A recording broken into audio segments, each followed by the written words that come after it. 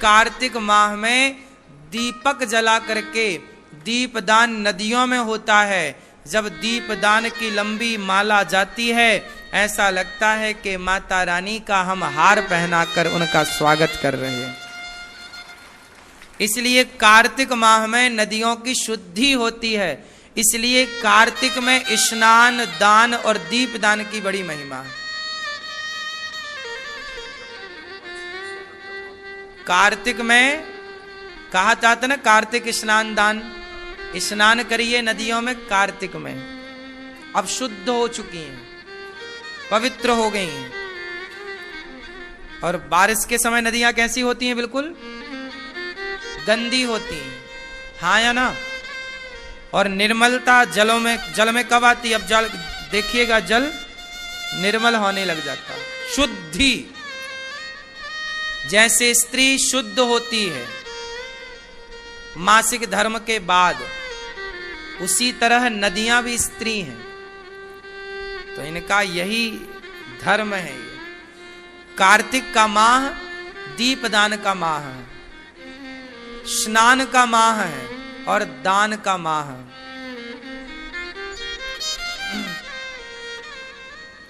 इसलिए दीपदान जरूर करने वृंदावन आकर यमुना मैया में दीपदान करिए। कहते हैं दीपदान करने से आपके घर का दीपक, वंश का दीपक सदा आगे बढ़ता रहता है। जैसे नदी में आप दीप देंगे तो वो आगे बढ़ जाएगा, जैसे ही छोड़ेंगे वो दीपक आगे बढ़ेगा। उसी तरह आपके कुल का दीपक भी अपने लक्ष्य की ओर आगे बढ़ जाएगा। आपका वंश सदा आगे बढ़ता रहेगा। इसलिए दीपदान बड़ी श्रद्धा से यमुना जी में, गंगा जी में, आप जहां हैं, आप वृंदावन आए हैं, वृंदावन आए तो यमुना जी में करें, दीपदान करें। ये नदियों का श्रृंगार है। जब लंबा दीपदान होता है, बहुत सारे दीपक यमुना जी में दिखते हैं, तो कितना सुंदर दर्शन होता है ना। वो ऐसा लगता है सोने का हार पहना है मां यमुना जी ने। तो यही दीपदान है। दीपदान की बड़ी महिमा है। अन्नदान, अन्नदान की भी बड़ी विशेषता है। इस कार्तिक के माह में क्या होता है जानते हो? किसानों के घर पे अब धान चावल आने लग गया है। ये महीना अब थोड़े दिन में क्या होगा? किसानों की फसल कटेगी और क्या आएगा? धान कट जाएगी ना। अब धान कटेगी। धान की कटाई चालू भी हो गई है भारत के कई कोनों में, कई जगह। तो ये कार्तिक आया मतलब नई फसल लाया, धान की, चावल की। तो चावल की जब फसल आई तो आप भूखे को भोजन कराइए। खिचड़ी, चावल, खीर, जो भी। इसलिए कहता हूं अन्नदान की विशेष महिमा इस कार्तिक माह में है।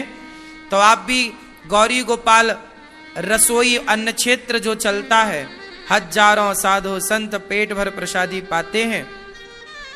आप भी कार्तिक के इस माह में अन्नदान से अवश्य जुड़ें। ये माह आपके लिए उत्तम है। जैसे आज आप व्रत हैं तो अवश्य कुछ ना कुछ दान जरूर करें, जरूर कुछ ना कुछ धन को अन्नदान से, संतों की सेवा, जो गौरी गोपाल में हजारों साधु आते प्रसाद पाते, आप भी सेवा जरूर करें। ये देखो संतों की रोज ऐसी उपस्थिति होती है, पर सभी संत देखिए इस तरह लाइन में लगकर प्रेम से क्या ले रहे हैं? प्रसाद। आप जो रोटी देते हैं वही रोटी ये संत लोग लेते हैं। तो आपकी तरफ से यदि रोटी बांटी जाए, संतों को अन्न दिया जाए तो कितना अच्छा है। तो आप भी इस अन्नदान से जरूर जोड़ें अपने आप को। आपकी रोटी साधु खाए कार्तिक के महीने में और खा के भजन करे तो वो फल आपको ही तो मिलना है, हाँ या ना? अच्छा, आप भगवान को सुदामा की तरह दें तो कैसे देंगे?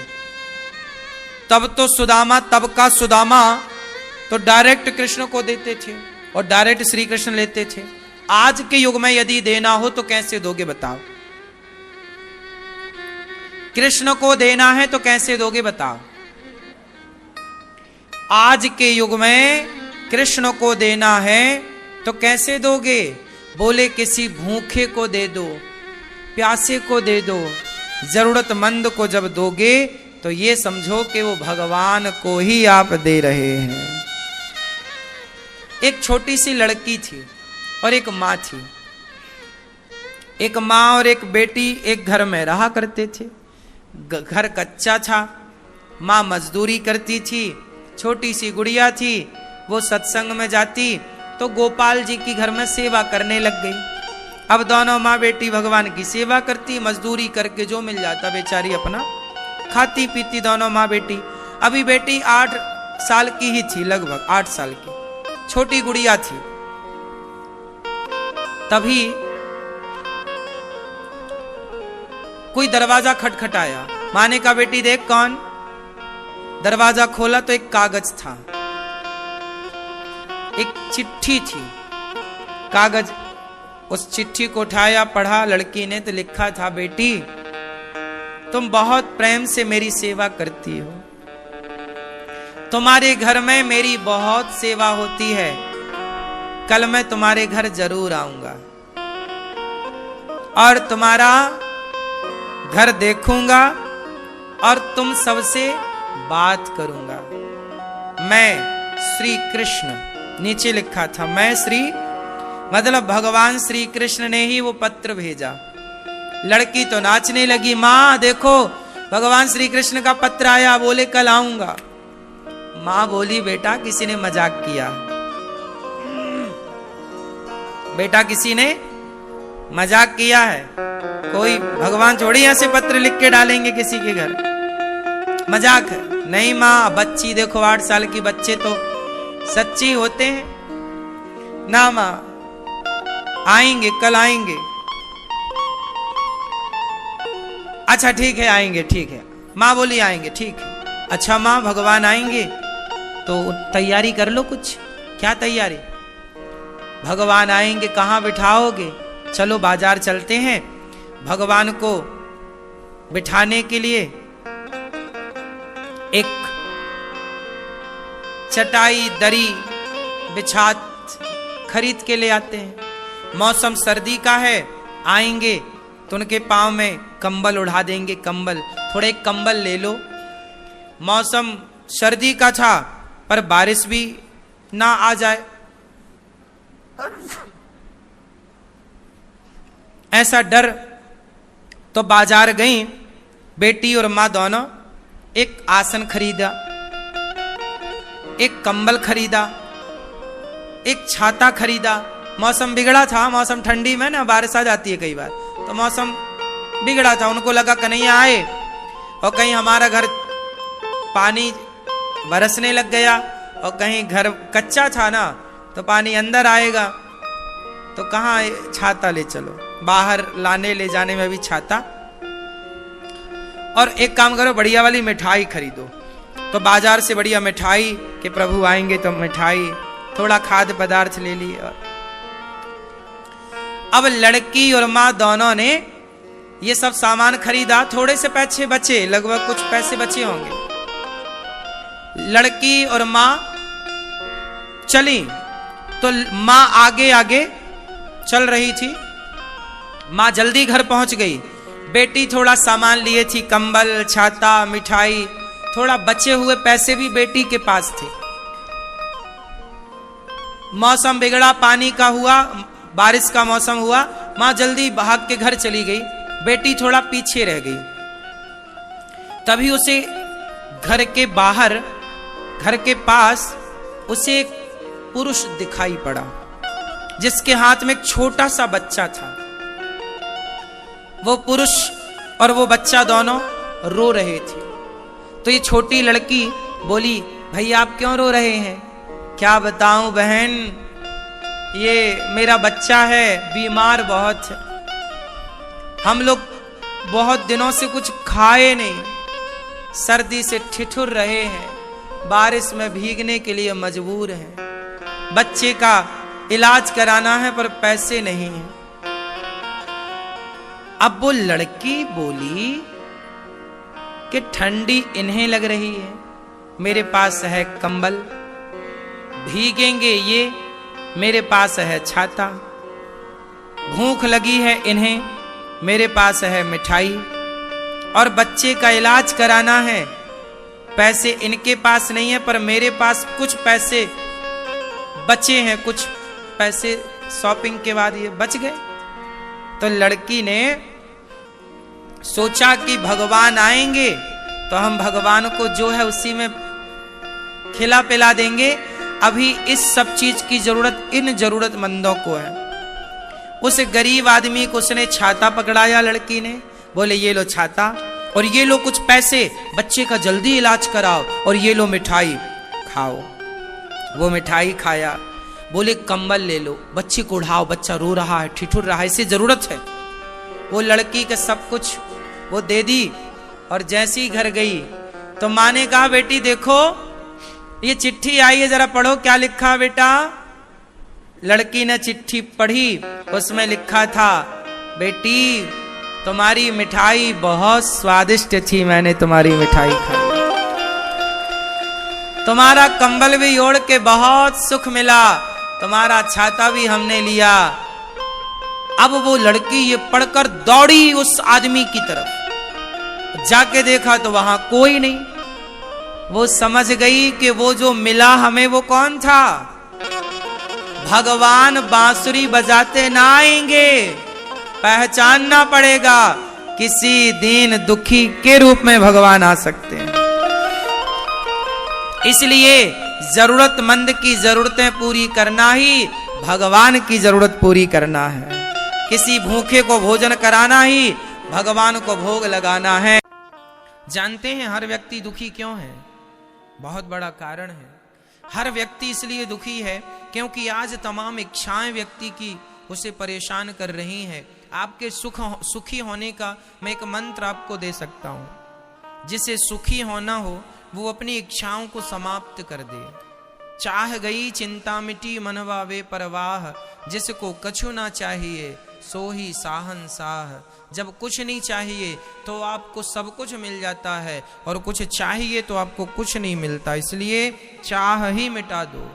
चाह जी से लगी जी जरा हो गया, चाह हरि से लगी जी हरा हो गया।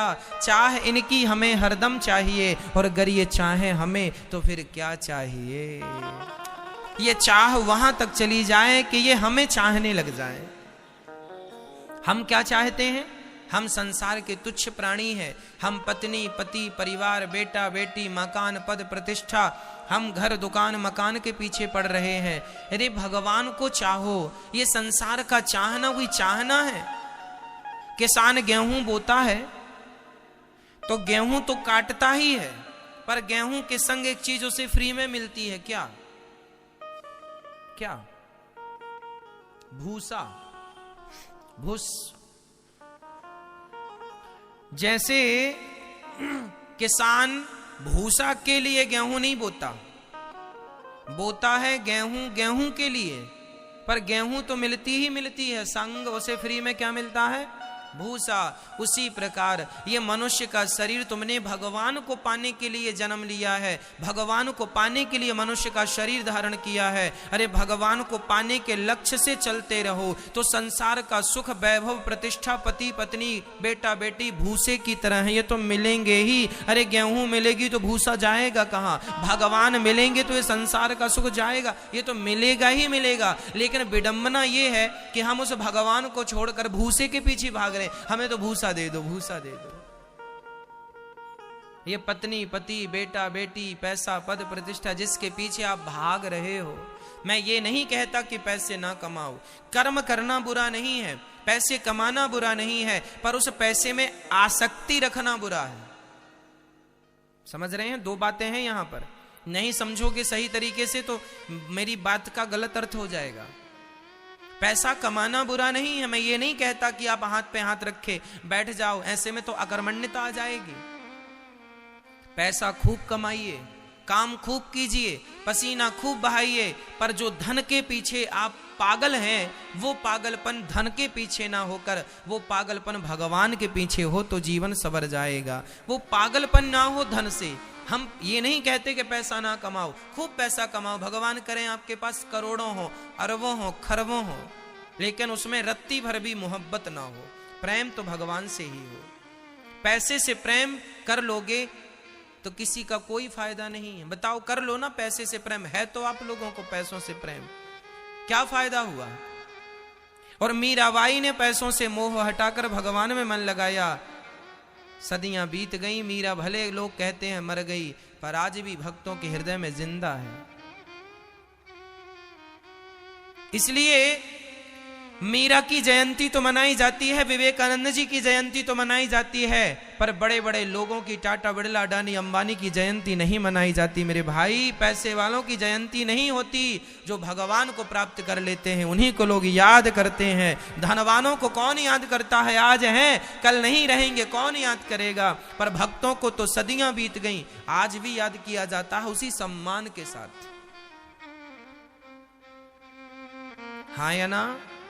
इसलिए जीवन में सार तत्व हम आपको समझा रहे हैं कि परिवार बुरा नहीं है, उस परिवार से जो अटैचमेंट है आपका वो बुरा, हम उसके लिए मना कर रहे हैं। जीवन में सुख का मूल क्या है? सुख का मूल है इच्छाओं का परित्याग करना। जी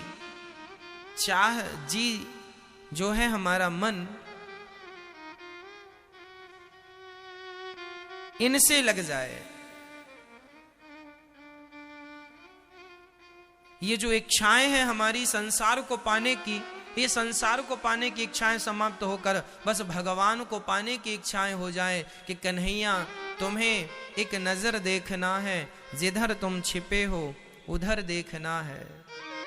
चाह जी से लगी जी जरा हो गया, चाह हरि से लगी जी हरा हो गया, चाह इनकी हमें हरदम चाहिए। और अगर ये चाहे हमें, इतना प्यार करो भगवान से, इतना प्यार करो भगवान से कि आज आप भगवान को चाह रहे हैं, वो दिन आए कि भगवान आपको चाहने लग जाएं। चाह जी से लगी जी जरा हो गया, चाह हरि से लगी जी हरा हो गया, चाह इनकी हमें हरदम चाहिए। और अगर ये चाहे हमें तो फिर क्या चाहिए? जीवन की दौड़ वहां समाप्त होती है। गंगा तब तक दौड़ती है गंगोत्री से निकलकर जब तक सागर की प्राप्ति नहीं हो जाती। अरे जीवन में दौड़ भाग तब तक है जब तक परमात्मा रूपी सागर प्राप्त नहीं हो जाता। परमात्मा रूपी सागर प्राप्त हो जाए तो जैसे गंगा सागर में जाकर बिल्कुल शांत हो जाती है, उसकी दौड़ समाप्त हो जाती है। जीवात्मा की दौड़ तब समाप्त होगी जब परमात्मा की गोद प्राप्त हो जाएगी, परमात्मा के चरण प्राप्त हो जाएंगे। इसलिए आज लोग भाग रहे हैं, परेशान है। क्यों? क्योंकि अभी तक तुम्हें वो गोद प्राप्त नहीं हुई जिस गोद के लिए तुमने जन्म लिया है। क्या करो, तुम रास्ता ही भटक गए हो। जाना था वृंदावन पर पहुंच गए दिल्ली, सीधा निकल गए।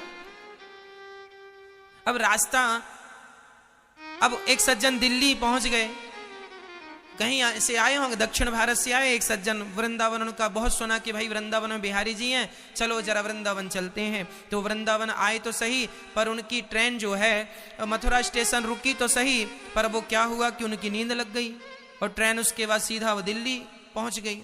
अब वो दिल्ली उतर गए और दिल्ली में वहां लोगों से पूछ रहे, भैया ये बिहारी जी कहाँ हैं, ये वृंदावन कहाँ है? उन्होंने कहा, भाई दिल्ली में वृंदावन नहीं है, वृंदावन तो वृंदावन में है। आप गलत जगह पर पता ढूंढ रहे हैं।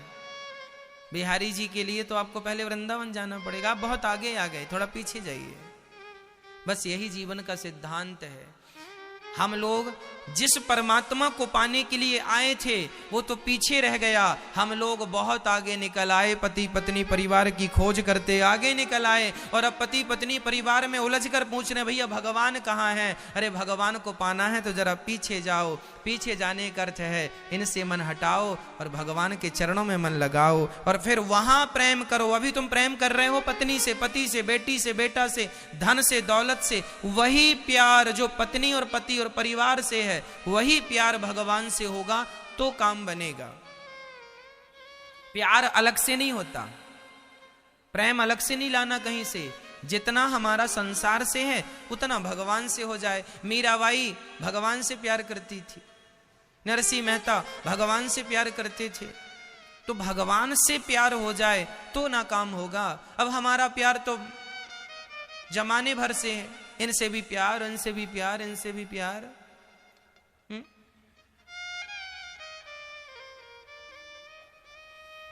हमारी मैयाएं, अरे भैया ये सुपड़ा हमारा है, ये गैया हमारी है, ये पलंग हमारा है, ये गिलास हमारी है, ये चम्मच हमारी चम्मच तुम्हारे पास कहां से आ गई? हाँ, चोरी करते हो चम्मच की। ये चम्मच हमारी है, ये गिलास हमारी है, ये कटोरी हमारी है। सारी जिंदगी आपकी तो यही करते निकल गई ना। ये चम्मच हमारी है, ये गिलास हमारी है, ये लोटा हमारा है, ये बर्तन हमारे हैं। कब कहा आपने कि भगवान हमारे हैं, गोविंद मेरो है, गोपाल मेरो है। भगवान मेरे हैं, मेरे तो गिरधर गोपाल, वो तो कहानी। ये चम्मच मेरा है, ये गिलास मेरी है, ये कटोरी मेरी है, ये गैया मेरी है, ये बछड़ा मेरा है, ये बेटी मेरी है, ये बेटा मेरा है, ये पत्नी मेरी है, ये दुकान मेरी है, ये बोतल मेरी है, ये बर्तन मेरा है, ये फला क्या क्या कहते हो, ये घर मेरा है, ये छत मेरी है, ये बेडरूम मेरा है, ये किचन मेरी है, ये सब मेरा, सब मेरा। तुम्हारा जो है उसे आज तक नहीं कहा कि ये मेरा है। गोविंद मेरो है, गोपाल मेरो है, मेरे तो गिरधर गोपाल, दूसरो ना कोई। ये यथार्थ में ये तुम्हारा है, पर इसे कोई नहीं कहता कि मेरा है। बस जो तुम्हारा है ही नहीं उसके पीछे भाग रहे हो, यही तुम्हारे दुख का कारण है। जो तुम्हारा है उसे तुम अपना तो मानते नहीं हो, और जो तुम्हारा है नहीं उसके पीछे भाग रहे हो, यही तुम्हारे दुख का मूल कारण है। अब अज्ञानियों की तरह तुम व्यवहार करो तो इसमें ईश्वर का क्या दोष है? अब परेशान हैं लोग। भारत में 135 करोड़ लोग रहते हैं लगभग सभी लोग परेशान हैं, कुछ लोगों को छोड़ के। क्यों परेशान है? इसलिए कि जो तुम्हारा है नहीं उसके पीछे भाग रहे हो। कह दो अपने दिल में हाथ रख के किसी वस्तु को, कह दो कि ये वस्तु मेरी है। अरे वस्तु की छोड़ दो, ये शरीर जिस पर तुम बैठे हो ये भी तुम्हारा नहीं है। ये शरीर हमारा नहीं है, ये बाल हमारे नहीं है, कब झड़ जाए पता नहीं। ये रोम हमारा नहीं है, कब झड़ जाए पता नहीं। ये हाथ हमारे नहीं है, कब काम करना बंद कर दें पता नहीं। आंख हमारी कब फ्यूज हो जाए पता नहीं। कान हमारे कब पंचर हो जाए पता नहीं। और तुम कह रहे हो गिलास हमारी है, चम्मच हमारा है, कटोरी हमारी है, झुमका हमारा है, साड़ी हमारी है। एक सज्जन लड़ पड़े, है ना। एक मैया एक जगह घूमने गई। घूमने मीन्स चलो वृंदावन आई। तो वहां एक महिला ने अपनी साड़ी सुखाने के लिए टांग दी। तभी वहां पर दूसरी महिला ने भी अपनी साड़ी डाल दी। संयोग से दोनों की साड़ी एक सी थी। तो उसने, पहली वाली ने अपनी साड़ी उठाई तो उसके संग वो भी फंस गई। तो वो दोनों साड़ी उठा के ले गई। अब उसने आकर कहा क्यों जी हमारी साड़ी यहां थी? तभी उसको रखी दिख गई कि इसके यहां पे रखी है साड़ी। क्यों जी तू चोर है, मेरी साड़ी ली रखी है? लो भैया, साड़ी के चक्कर में दोनों का महाभारत चालू हो गया। ये साड़ी मेरी है, ये साड़ी मेरी है, साड़ी मेरी है। घंटे बर्बाद कर दिए लड़ाई झगड़े में। साड़ी मेरी है, साड़ी मेरी है, ये तो गाना गाया, पर सारी जिंदगी में कभी ये नहीं कहा कि भगवान मेरे हैं, भगवान मेरे हैं, भगवान। नहीं ना, साड़ी मेरी है, साड़ी मेरी है। ये जमीन मेरी है, ये मेरी जमीन में तुमने बाड़ी लगा ली, तार लगा लिया। ये भाई मेरी जमीन है, 2 इंच तुमने बढ़ा ली, 1 फीट तुमने मेरा कब्जा कर लिया। ये जमीन मेरी है, ये खेत मेरा है, ये घर मेरा है, ये प्रॉपर्टी मेरी है। कब कहा अपने इस प्रेम से कि गोविंद मेरा है, भगवान मेरे हैं? और नहीं कहोगे जब तक, तब तक यूं ही पिसते रहोगे। पुनरपि जननम पुनरपि मरणम पुनरपि जननी जठरे शयनम। जन्म मृत्यु जन्म मृत्यु जन्म मृत्यु का चक्र चलता रहेगा।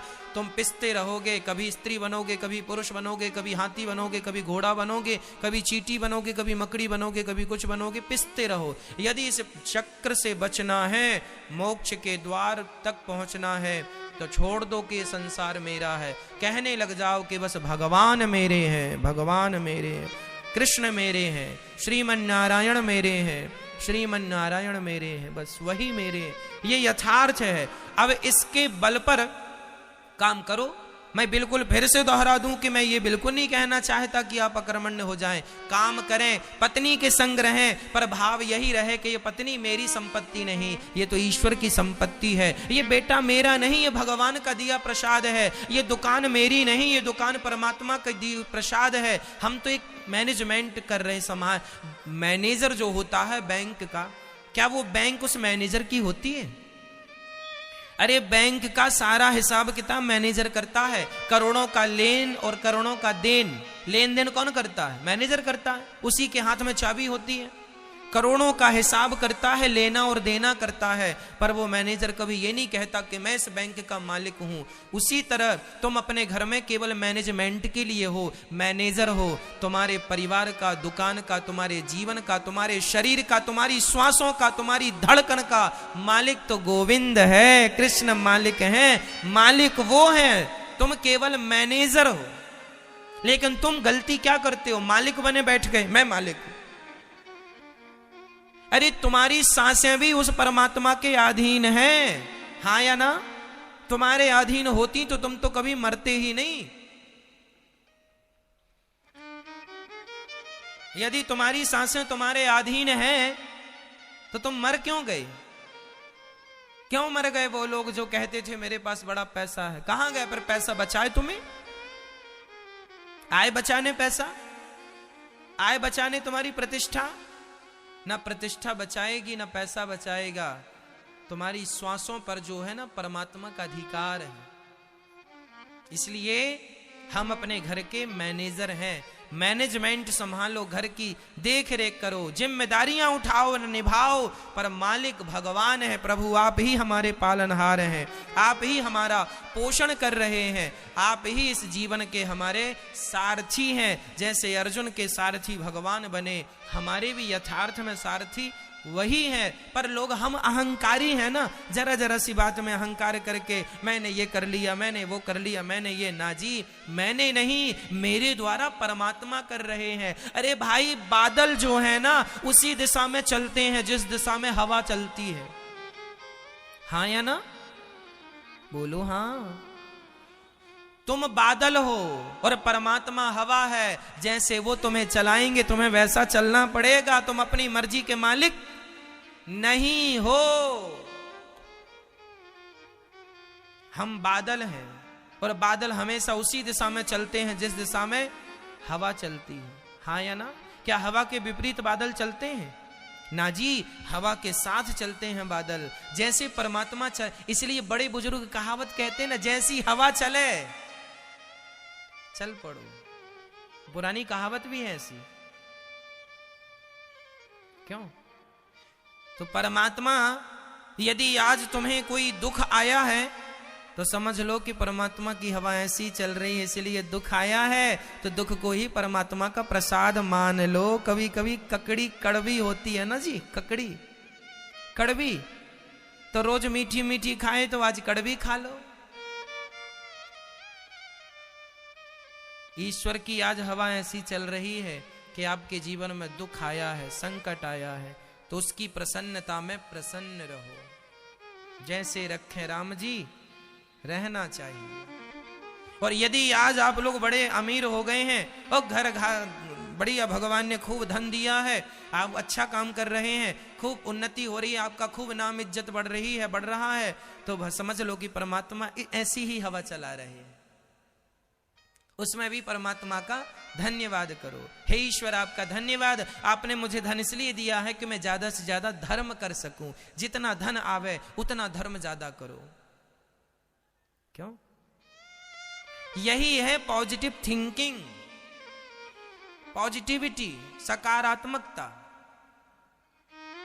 लेकिन हम लोग नहीं समझते इन बातों को। हम लोग ये समझते हैं कि बस हम कर रहे हैं हमें मिल रहा है।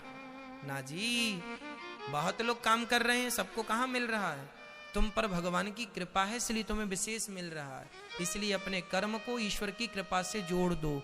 हमारा कर्म जो है, हम जो भी प्राप्त कर रहे हैं वह भगवान की कृपा है,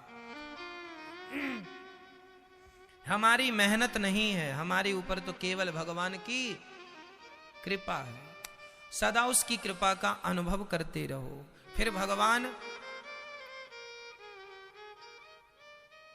हमारे गुरुजी कहते हैं कि तुम्हें पुण्य का फल चाहिए